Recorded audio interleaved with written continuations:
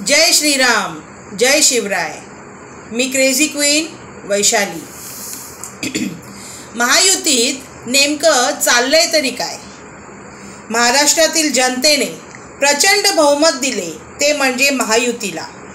विरोधकांची झोप उडाली, ते तर विश्वास ठेवायलाच तयार नाही आहेत. परंतु एवढे प्रचंड बहुमत देऊन सुद्धा महायुतीने अजूनपर्यंत सरकार स्थापन केलेले नाही. आतापर्यंत सरकार हे स्थापन झालंच पाहिजे होतं, परंतु महायुती ही वाटाघाटी करण्यात व्यस्त दिसते. सुरुवातीला मुख्यमंत्री पदासाठी एकनाथ शिंदे आणि देवेंद्र फडणवीस मध्ये स्पर्धा झाली. शिवसेनेला 2.5 वर्षे मुख्यमंत्रीपद द्या अशी आग्रही मागणी एकनाथ शिंदेनी भाजपाकडे केली.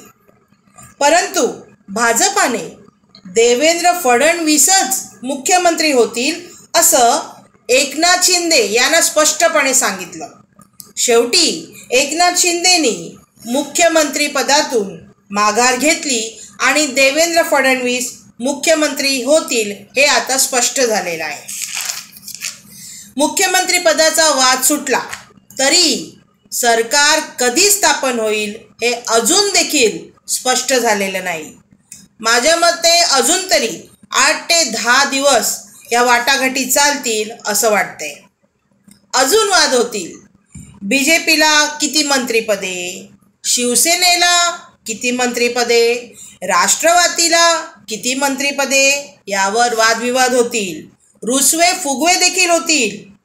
आणि हा वाद सुटला ना की पुढे काय, तर BJPला कोणकोणती मंत्रिपदे, शिवसेनेला कोणकोणती मंत्रिपदे, राष्ट्रवादीला कोणकोणती मंत्रिपदे यावर वादविवाद होईल. यावेळेस नगरविकास, अर्थमंत्रीपद, गृहमंत्रीपद, महसूल मंत्रीपद, जलसंपदा, ग्रामविकास अशी महत्त्वाची मंत्रिपदे भाजपा स्वतःकडे ठेवण्यासाठी आग्रही राहणार, नक्कीच राहणार.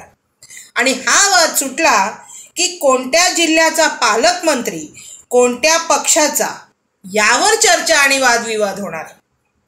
त्यात तिन्ही पक्ष मुंबई, पुणे, नाशिक, नागपूर, औरंगाबाद, ठाणेच्या पालकमंत्रीपदावर सर्वात जास्त वाद होतील. शेवटी लोक आपल्याला काय म्हणतील की आपण सत्तेसाठी किती लाचार आहोत. म्हणून सर्व पक्ष एकत्र पत्रकार परिषद घेऊन अत्यंत चांगल्या वातावरणात आणि आनंदात सर्व झालं असं सांगतील. वाह, याला म्हणतात राजकारण. असो, सरकार लवकर स्थापन हो हीच श्रींच्या चरणी माझी इच्छा आणि माझी सदिच्छा त्यांच्या पाठी. तुमचं काय म्हणणं आहे या बाबतीत हे लवकर मला सांगा. तुम्हाला हे सर्व माहिती आहे ना, कळतंय ना काय चाललंय ते आणि काय होणार आहे ते. तर तुमचं काही दुसरं मत असेल आणि ते होत नाही आहे तर तेही मला कळवा. अजून एक गोष्ट सांगायची आहे. तुम्हाला वाटतं मी या पक्षाची, मी त्या पक्षाची. एक लक्षात ठेवा, मी कोणत्याही पक्षाची नाही. माझा पक्ष हाच आहे सत्य. जे सत्य आहे ते मी मांडणार, ते मी मांडत राहणार. तुम्ही कोणत्या पक्षाचे असाल तर ते तुम्हाला आवडेल नाही आवडेल हा तुमचा वैयक्तिक प्रश्न आहे, तो माझा प्रश्न नाही. माझा प्रश्न एवढाच आहे की मी सत्य बोलत राहणार, तुम्हाला सत्य परिस्थिती सांगत राहणार आणि तुम्ही ऐकावं ही तुमच्याकडे माझी प्रार्थना. जय मराठी, जय महाराष्ट्र, जय हिंद. लाईक करा, शेअर करा आणि सबस्क्राईब करा. बाय.